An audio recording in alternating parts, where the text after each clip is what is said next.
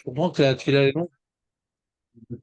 Et donc, le Maharal, il explique pourquoi les trois fautes capitales entraînent la galoute. Mishnah Avot, Perek et Mishnah Tet. Pourquoi les trois fautes capitales entraînent la galoute? C'est pour ça qu'on a perdu le Beth Amikdash. Non, ce n'était pas une question pour Tony répondre, David. C'était une façon d'introduire le sujet de manière interrogative. Ouais? Mechila, Mechila. Non, je savais que tu allais dire ça. Combien de bêtes? Donc, je continue. Le Maharal nous dit que la terre d'Israël incarne trois notions complémentaires. Arishon, qui nikra Shemo idbarar aleretz sheuleke haaretz. C'est-à-dire, la terre d'Israël s'appelle la terre de Dieu. C'est la terre de Dieu.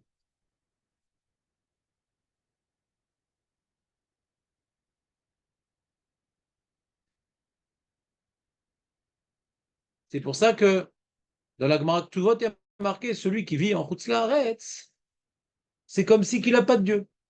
Parce que c'est la terre de Dieu. Gemara connu. Les gens qui aiment bien. Comment? C'est comme si tu n'as pas de Dieu. Ah, tu ne connais pas cette Gemara? Ah ben ça y est, Ah, tu ne connais pas cette Gemara? Ils sont forts. Quand tu vas à Ranana, tout ça, ils sont tous au courant de cette Gemara. Ils font que ça là-bas. Je te lis la Gemara, donc, puisque c'est un chidouche pour vous. Il y a marqué comme ça Adar Be'eretz Israël, Ani lo leloka. Ou mi she'eno dar Be'eretz Israël, en ani lo leloka. Celui qui vit en Eretz Israël, je suis son Dieu. Celui qui ne vit pas en Eretz Israël, je ne suis pas son Dieu. C'est tout vote, c'est connu. C'est écrit, je suis son Dieu, et par conséquent, celui qui y va, ou c'est écrit. Les deux, les deux, c'est écrit. Les deux, c'est écrit. Mais non, c'est connu. Non, c'est pas une déduction du fait que. Non, les deux sont écrits. Les deux sont écrits. Les deux sont écrits. Le. Tu entends? Alors bon, il y a l'explication du Ramban, connue, Aurel. Que Hachem, il ne s'occupe pas de Chutz Laaretz. Il confie Chutz Laaretz à des anges. Chaque pays a son ange. D'accord?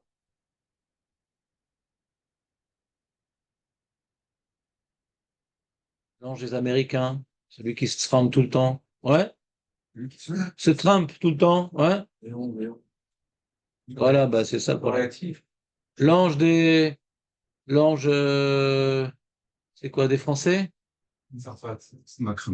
Voilà. L'ange des Italiens. L'ange qui m'épate d'ailleurs. L'ange des Grecs. D'accord? Et c'est-à-dire que quoi? C'est que Hachem, il pourrait s'occuper du monde entier. Hachem, il est très fort. C'est pas un problème de limitation de force ou de potentiel. Chas v'shalom. Aval, on ne parle pas des gens qui n'écoutent pas. Les goïms ne veulent pas de Dieu. Il dit bon, ben, je vous confie à des réalités plus coercitives.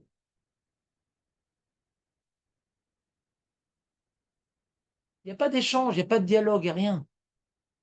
Donc ces pays-là, les pays du monde, ouais, elles sont, comment dirais-je, dirigées par une sorte de mazal, par une sorte de culture, par une chose. Parce qu'ils sont de toute façon tkouim, ouais, ils sont. Roche Bakir, ça s'appelle.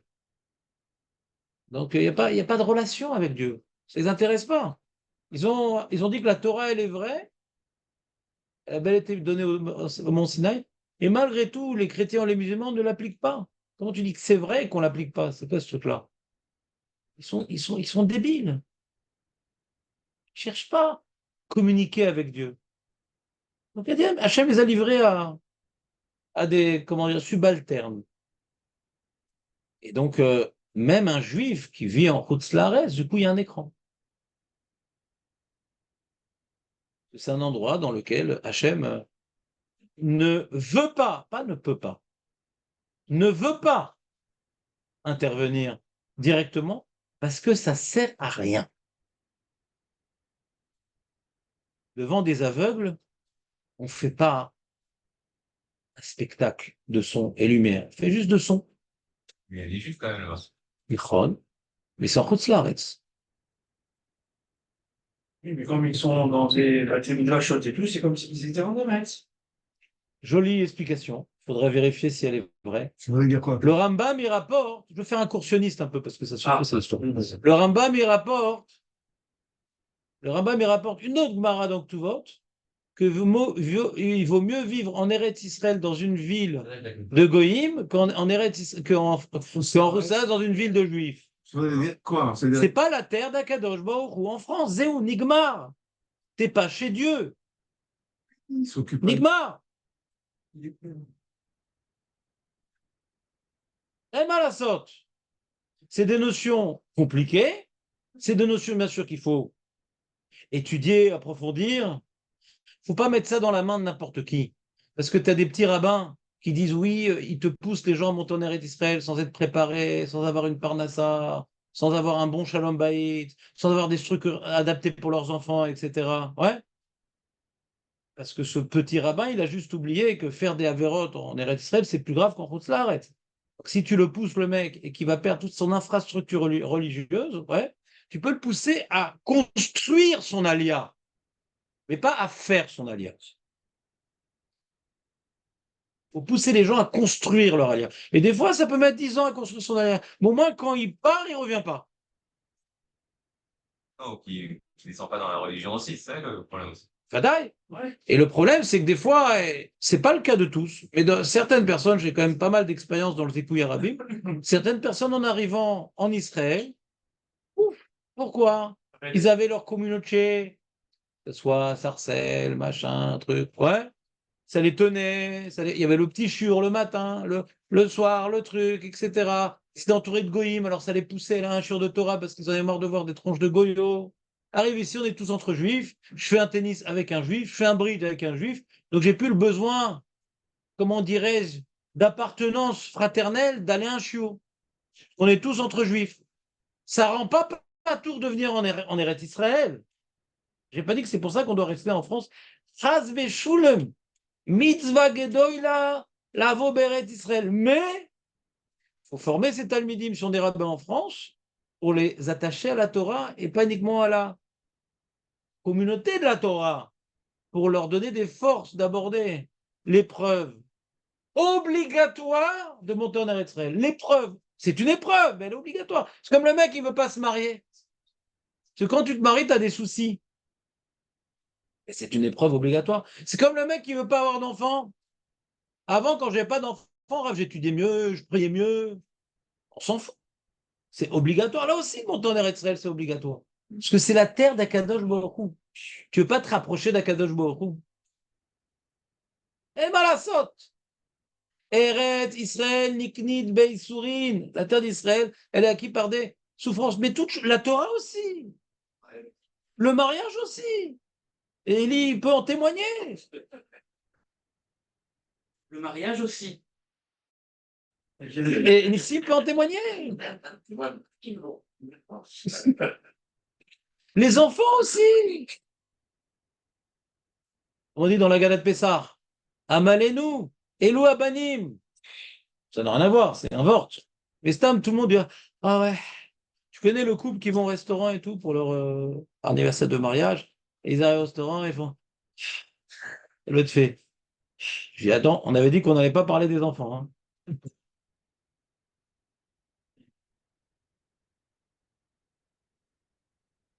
Donc on n'est pas en train de dire que les gens qui sont en France, c'est des Rechaïm. Chaz v'shalom. On n'est pas en train de dire que les gens qui sont en Israël, ce sont tous ces Akim. Chaz v'shalom. Mais certains rabbins débiles qui le disent. Mais c'est pas ça qu'on est en train de dire. Ouais. On est en train de partager un message qui est un peu plus, comment dirais-je, nuancé. Ouais. C'est qu'il y a une tahana obligatoire, c'est d'aller en Eretz Israël le plus vite possible. Ouais. Mais c'est pas parce que tu vas rater ton train que tu vas y aller en chaussettes et en culotte. tu prendras le train d'après pour avoir ta valise, ton passeport, ce qu'il faut. D'accord? On prépare, plus la mitzvah elle est importante, et plus il faut bien la préparer. D'accord? Mais il ne faut pas oublier que c'est une mitzvah et que c'est le but de la Torah que nous vivons en Eretz Israël. C'est pas un truc, c'est pas une mitzvah en plus. C'est puisque tout le but de notre vie, c'est de nous rapprocher d'Akadosh Baruch Hu. Et c'est par notre effort dans les mitzvot et dans la Torah, développer une sensibilité pour percevoir la parole divine qui est omniprésente en Eretz Israël. Il y a une perception. Et bien cette perception, elle n'est pas accessible en Chutz La'aretz. Comme il dit Rachid dans Baba Batra, que la Megillat Esther, elle n'a pas pu être écrite par Mordechai Esther, qui aide Ruach HaKodesh be'chutz la'aretz. Donc elle a été écrite par un Sheikh Knesset Agdola. Elle Ruach HaKodesh be'chutz la'aretz. Elle. Ah, pourquoi on ne fait pas le Hallel à Purim? Une des trois réponses. Parce que l'omrim Hallel anes she'bechutz la'aretz. Toute une profondeur à développer sur ce sujet, bien entendu. Mais ce n'est pas un petit sujet, Eretz Israël, c'est un grand sujet. Un grand sujet. Et là, le Maharal, donc, il dit, effectivement, la terre d'Israël a trois dimensions complémentaires. Première dimension, c'est la terre d'Hachem. Il dit, Vedavarze me voir qui kol haratzot em tachat reshut asarim alyonim. Ven bilvad shem Hashem nikra alea rak eret Israël. Il y a des sarim alyonim sur chaque pays, mais Hashem s'occupe directement d'Eret Israël. Directement. C'est pour ça qu'on a vu dans l'histoire des hommes qu'un peuple s'épanouir et réussir sur ce pays. Chose miraculeuse. Parce que vu la région, comment dirais-je, que nous avons, ouais, c'est quand même à côté de la mer, il y a des fleuves, il y a des trucs, etc. C'est bien situé, c'est géopolitiquement bien situé. Au niveau du climat par rapport à la région, c'est Gan Eden. Il y a tout en Eretz. Lama afechad lo itzliach. C'est la terre d'Akadosh Baruch Hu. Et même s'il nous a jeté de cette terre-là, il nous l'a réservée. Elle reste à nous, mais il nous a enlevé les clés parce qu'on a déliré. On a fait des discothèques, on a fait des trucs. Ah, je t'enlève les clés, mais ça reste à toi. Tu feras tchouva, tu rentres au premier moment. J'attends ce moment pour te rendre des clés. Mais c'est à toi. Je t'ai pas enlevé la baalout. Sur le tabou, il y a écrit ton nom. Ah bah, t'as pas les clés. Puni. Première dimension de Eretz Israël. T'es d'accord ou pas? Bien, moi, Mais le problème, Aurel, que tu as dans ce discours-là, c'est que tu devrais entendre la voix profonde de la chose qui s'exprime en écho. c'est quoi? Ne fais pas, c'est souci, c'était fait exprès. C'est que c'est un message engageant. Très bien. C'est engageant. Pareil! Extrêmement en retard, mon cher. Mais je t'ai pas prévu ce matin! Je me rends mal, je repars. Non, non, attends quelques minutes quand même. Salut tout le monde. Ah, elle noircisse au soleil tes lunettes? Oui. Wow. Ah ouais, ouais. Mais comme normalement tu viens tôt. Eh oui, tu ne le vois pas. Voilà. C'est pour mieux te voir, mon enfant. Ah, le travail. Ah là là. Qu'est-ce qu'on ferait sans toi, Chaim? Ah, c'est une drogue. C'est une drogue, Baruch Hashem. Mais, Je t'enverrai la facture. Ouais. T'entends, Aurel? C'est engageant.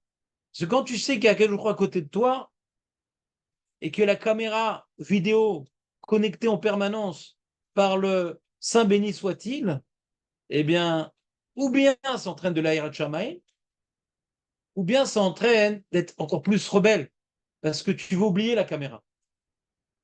Il y a tellement de miracles en Eretz Israël, qu'il y a des tzadikim, où il y a des smolanim. Les smolanim, ils font un travail énorme sur eux de tordre les miracles. Tu comprends? Tu ne peux pas être autant rachat en Chutz La'aretz qu'en Eretz Israël. Tu ne peux pas.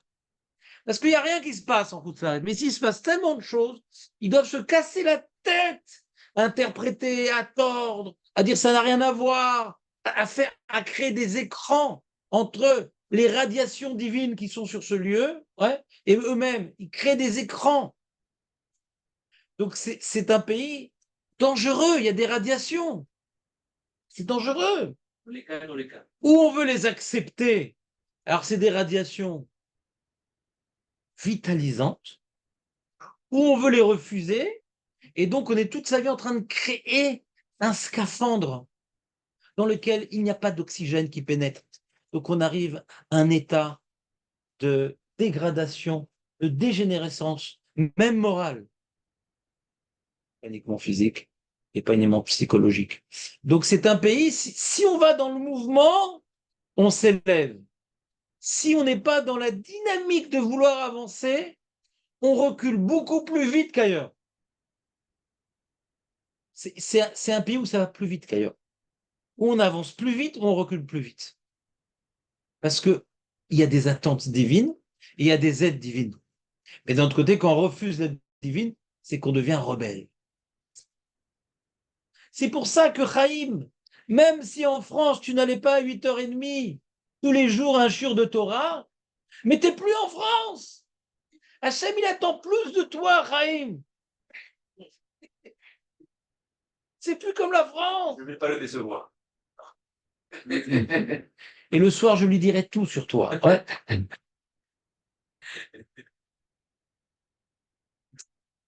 C'est comme tu connais l'histoire d'un mec, il est en Israël et tout, et puis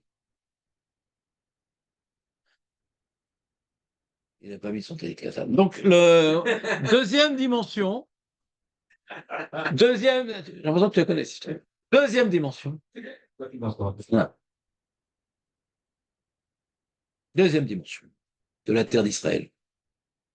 Il dit, c'est pas uniquement Eretz Hashem, il dit le Maral, c'est Eretz Kedosha. C'était un ridouche pour moi. Je pensais que la terre sainte, c'était un concept chrétien. Ouais.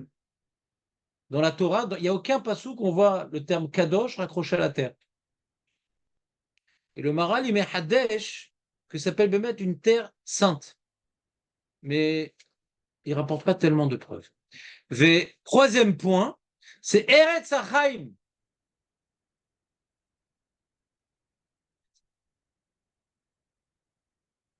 Vous vous rappelez, on avait vu le Mara, il était étonné, le roi, qu'il y avait des gens qui vivaient vieux à Babel. Parce que c'est Eretz Israël, Eretz Hachaim. Et alors pourquoi ils vivaient vieux à Babel? Rappelez, c'était quoi l'explication de l'Agma? On l'a fait, cette Gemara, non? Voilà. Ils vont à la synagogue le matin, le soir.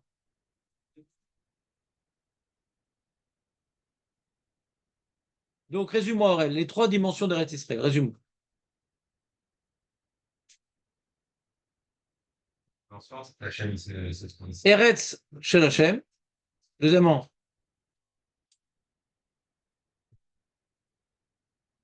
Chaque action que tu fais. tu notes pas, mais tu as dit que tu aimais bien Pierre Cavot. Pourquoi tu notes pas alors? Quoi? Pourquoi tu notes pas si tu aimes bien Pierre Cavot? Ouais, non, j'ai même pas l'idée qu'il y avait 3 points, en fait. Eretz Shel Hashem. Eretz Kedosha. Eretz Chaim. C'est clair? Le premier répété, le premier. Eretz, la terre de Dieu. La terre de Dieu commence. Hein? Arrête Hachem. Arrête Hachem. On peut dire Dis, la terre de Dieu. Tout. Oh non, mais t'étais là ce matin. La terre de Dieu, mais tout. Non. Question pour moi. Mais toi, t'étais pas là, t'as un alibi. Lui, aucun alibi. Comment j'ai expliqué que c'est la terre de Dieu? Ah, quand les, Hein? Elle est régie par Dieu. oui. Directement. Tout appartient à Dieu, mais il y a le palais Ah. où il vient s'en occuper, et il y a les contrées lointaines où il a envoyé des ambassadeurs. Attends, c'est vous voulez pas les. On est dans le palais. Tu sens pas que tu es dans le palais? Et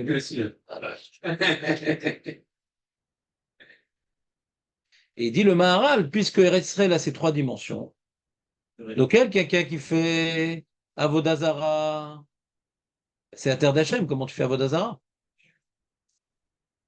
Quand tu fais Shfichut Damim, c'est Eretz Israël, c'est une terre qui donne de la vie, comment tu enlèves la vie? Et quand tu fais Gulei Haréot, c'est une terre de Gdusha, comment tu fais l'inverse de la Gdusha? C'est pour ça que c'est les trois Averot qui entraînent la galoute. Parce qu'on s'oppose aux trois dimensions internes à la terre d'Israël. C'est clair ou pas? Une des trois. Les trois. Même une des trois. Même une des Essaye de prendre un trépied avec deux pieds. Ouais. pas, c'est que elle parle de OpenAI, parce qu'on il est clair. Je n'ai pas parlé ni du CRAD ni du CLAS. J'ai parlé de notions générales. Je ne sais pas comment tu as interprété de mes propos, je parlais du CRAD ou du CLAS, je n'ai pas parlé de ça. J'ai fait juste une relation entre les trois avérotes et les trois dimensions, sans parler, est-ce que c'est la population, est-ce que c'est l'individu? Je n'ai pas parlé de ça. Comment tu as interprété, te paraît? Mais c'est Je sais, c'est pas un ça Ah oui? Ah, le CLAL, il a le droit de faire Abodazara. Le CLAL, il a le droit de faire du meurtre. Ça s'adresse aux deux. Je vois aucune différence. Je ne sais pas comment tu es rentré dans ce chapitre. Aucune différence. Une différence? Vous avez dit que dans les autres pays, qui ne veulent pas de Dieu, donc c'est un malade qui c'est pas qui régit le pays, qui va. Mais en Israël, il y a aussi beaucoup de Palestiniens et beaucoup de Juifs aussi. Ils ne sont pas chez eux. Ils ne sont pas chez eux. Les Juifs qui Il y a veulent. même des Chinois maintenant. On a importé pas mal de Chinois. Il y a des livraisons de Chinois par AliExpress, ils sont très gentils. Faut aller à la poste et tout, le mec. Ah, chut, cravache. Ouais. Il y a plein de goïms.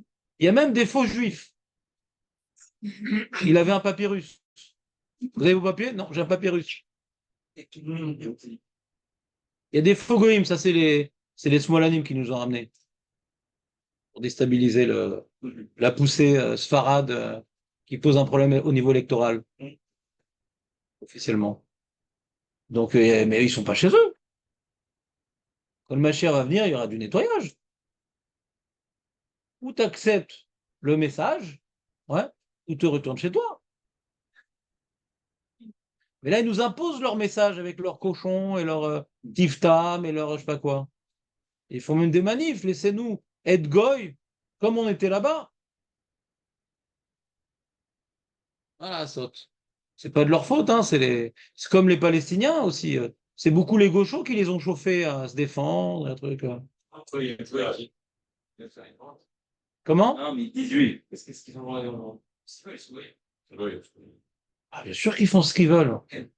Mais quand maintenant ils viennent, ils votent pour Lieberman, ouais, qui veut empêcher le fait qu'on puisse pas de protéger les gens travailler Shabbat, des trucs, le Hametz, etc. Ça nous touche chez nous. Tu fais ce que tu veux chez toi, mais sur la scène publique, dans les hôpitaux, dans les travail, on est en Israël. C'est parce que toi t'es russe et que t'es goy ou t'es à moitié goy ou t'es de culture goy qu'on va changer le statu quo en Eretz Israël. Dans tout pays, il y a une certaine culture, ouais, sous-jacente. En Italie, il y a une culture catholique sous-jacente, où les fêtes catholiques sont chômées, etc., etc. Et certaines choses qu'on ne fait pas, parce que en Israël, il y a une culture juive sous-jacente. On n'impose rien à personne, mais c'est ça qui détermine la scène publique, normalement. Il y avait un certain statu quo qui existait avant que ces Smolanim nous rapportent les Russes. Mais avant qu'on nous rapporte les Russes, on n'avait pas la jeunesse israélienne ne battait pas les records d'alcoolisme. Ils nous ont ramené toute leur culture. La jeunesse israélienne bat les records d'alcoolisme. Les chiens, ils nous ont ramené toute leur culture. Il n'y avait pas de chiens avant. En Israël, il y avait deux choses. Il y avait des juifs et des arabes, mais il n'y avait pas de chiens.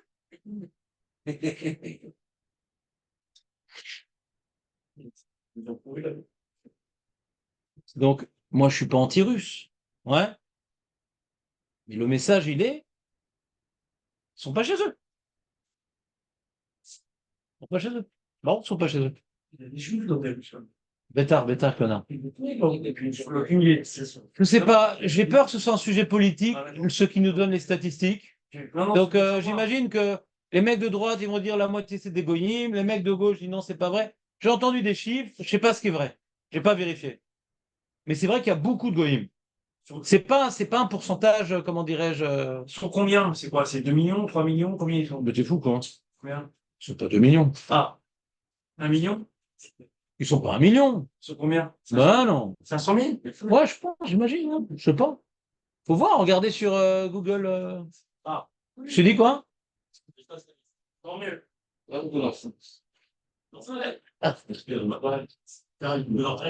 Ouais, t'as raison. Ouais. Ouais.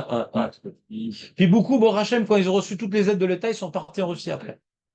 C'était bien ça. Comme les Français prennent 2000 balles les castors.